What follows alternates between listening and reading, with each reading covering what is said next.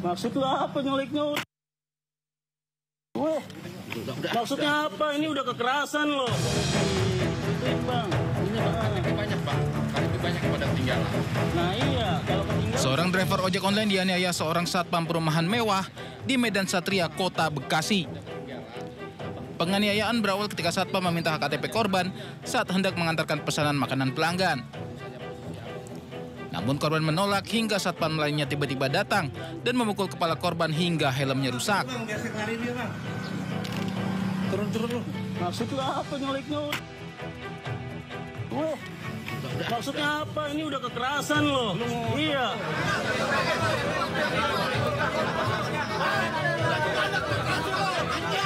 Tak terima rekannya dianiaya, puluhan driver ojol langsung menggeruduk kantor satpam tersebut.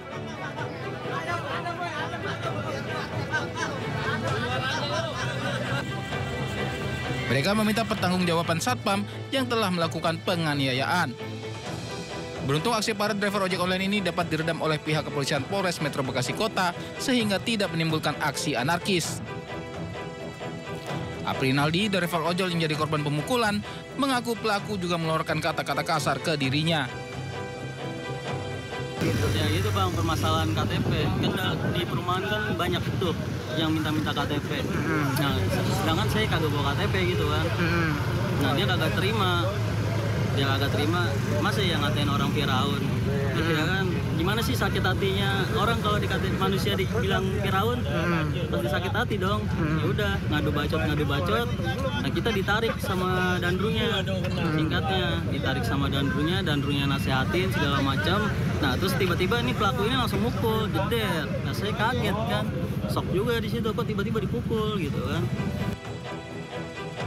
Kasus keributan ini berakhir damai. Kedua pihak yang bertikai bersepakat untuk menyelesaikan secara kekeluargaan dan tidak melanjutkannya ke ranah hukum.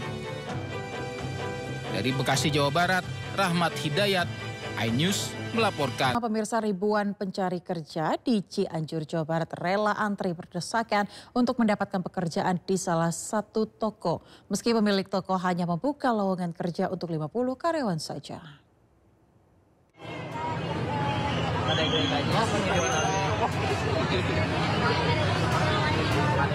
Seperti inilah ribuan pelamar kerja yang rela antri hingga berdesakan di depan salah satu toko di Jalan Siliwangi, Cianjur, Jawa Barat. Para pekerja datang sejak subuh hingga siang hari.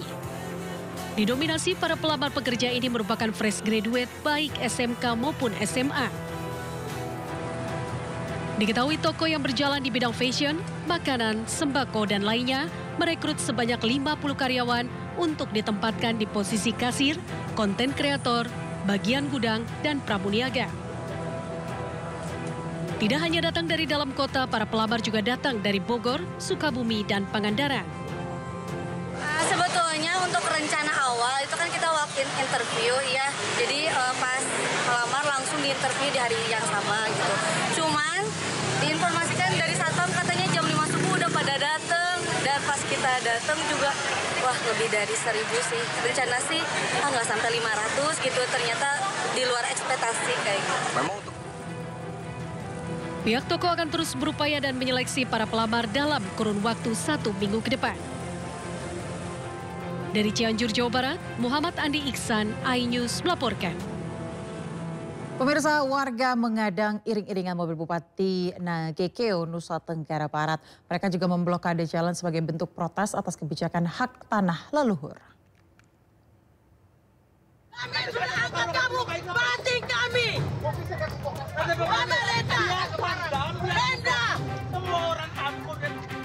Warga desa Tonggu Rambang, Kabupaten Nagekeo, Nusa Tenggara Timur, memblokade jalan raya.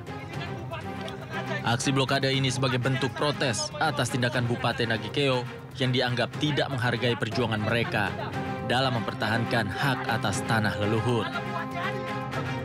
Hal itu dipicu oleh pembongkaran spanduk yang dipasang oleh warga desa Tonggu Rambang tentang hak atas tanah.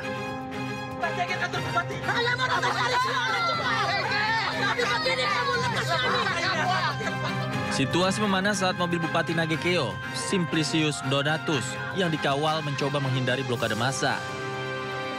Hal itu dilihat oleh warga, sehingga warga yang marah memaksa Bupati turun dari mobilnya.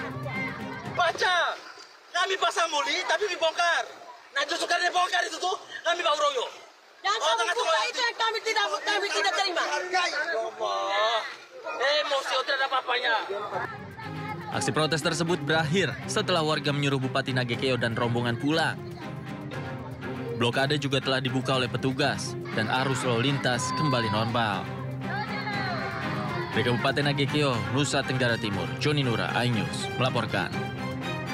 Pemirsa, sebuah kapal yang membawa rombongan pegawai dan sejumlah anggota DPRD Kabupaten Kepulauan Mentawai, Sumatera Barat terbalik. Berikut informasinya.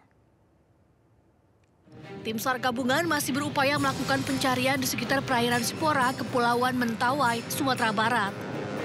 Tim melakukan penyisiran dengan menggunakan kapal SAR Selama Jaya dan sejumlah kapal cepat. Cuaca buruk yang melanda perairan Sipora menyulitkan proses pencarian karena ombak dan gelombang laut mencapai ketinggian 2 meter. Sebelumnya kapal berangkat dari Sikakap menuju Tua Pejat mengangkut 18 orang yang terdiri dari kru kapal, pegawai instansi pemerintah serta pekerja swasta. Pada saat pencarian di Lapangan Pesisir ataupun di area pencarian pada hari ini, itu gelombang diperkirakan 2,5 sampai 3 meter, kemudian kecepatan angin yaitu 35 knot. Hasil pencarian sampai saat ini masih nihil, tapi kami terus melakukan pencarian dengan berbagai cara di area pencarian tersebut. Kapal yang terbalik berukuran 12 meter dengan mesin 40 PK.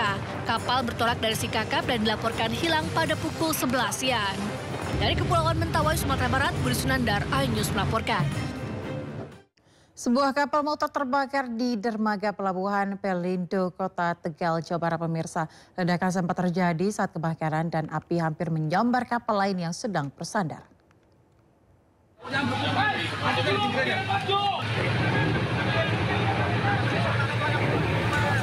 Kapal motor penangkap ikan yang tengah bersandar di dermaga pelabuhan Pelindo, Kota Tegal, Jawa Tengah, tiba-tiba terbakar. Ledakan sempat terjadi saat api menyambar tumpahan solar.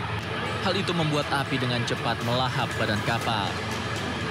Bangkai kapal yang terbakar membuat panik para ABK dan nahkoda karena terhempas angin menuju kapal lain yang bersandar. Beruntung, sejumlah kapal bisa dipindahkan keluar dermaga sehingga tidak menyambar ke kapal lain.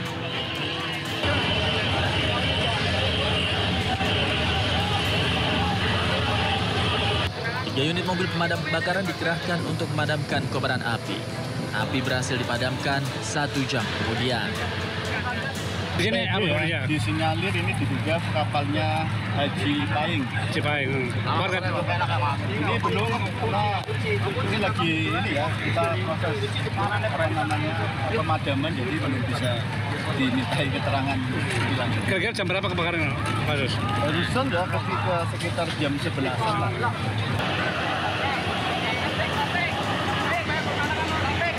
Tidak ada korban jiwa dalam kebakaran ini, namun kerugian ditaksir mencapai ratusan juta rupiah. Dari Tegal, Jawa Tengah, Unibar, iNews melaporkan. Ya pemirsa, tim SAR gabungan masih mengalami kendala dalam proses evakuasi KMP Tunu Pratama Jaya di Selat Bali. Cuaca buruk menjadi faktor utama.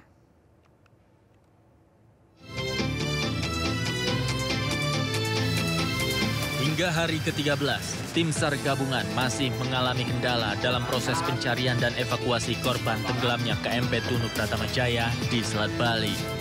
Hingga Senin, masih ada 17 penumpang KMP Tunu Pratama Jaya yang masih belum ditemukan. Arus laut yang cukup kencang membuat drone ataupun alat ROV terbawa arus. Meski posisi kapal telah ditemukan melalui drone bawah laut, namun kondisi cuaca menjadi faktor utama dalam operasi SAR. Proses evakuasi KMP Tunu Pratama Jaya masih dipertimbangkan dengan cermat demi keamanan tim penyelamat. Dengan situasi yang begini tentu pemerintah akan berupaya maksimal. Makanya tim dari direktorat terkait akan berkoordinasi dengan kami di sini SMC dan seluruh stakeholder untuk mengambil langkah-langkah. Dan hal ini perlu dilaporkan kepada pimpinan yang terkait. Saya akan melaporkan ke Search Coordinator, para operator jasa bandara akan melaporan ke Kementerian Perhubungan. Hingga kini, dari 65 orang di dalam kapal, 30 orang berhasil selamat, 18 orang meninggal dunia, dan 17 lainnya masih dinyatakan hilang. Operasi penyelamatan SAR masih terus dilanjutkan dengan harapan cuaca segera membaik agar proses evakuasi bangkai kapal dan korban yang masih hilang bisa diselesaikan. Dari Banyuwangi, Jawa Timur, Eri Sutomo, iNews melaporkan.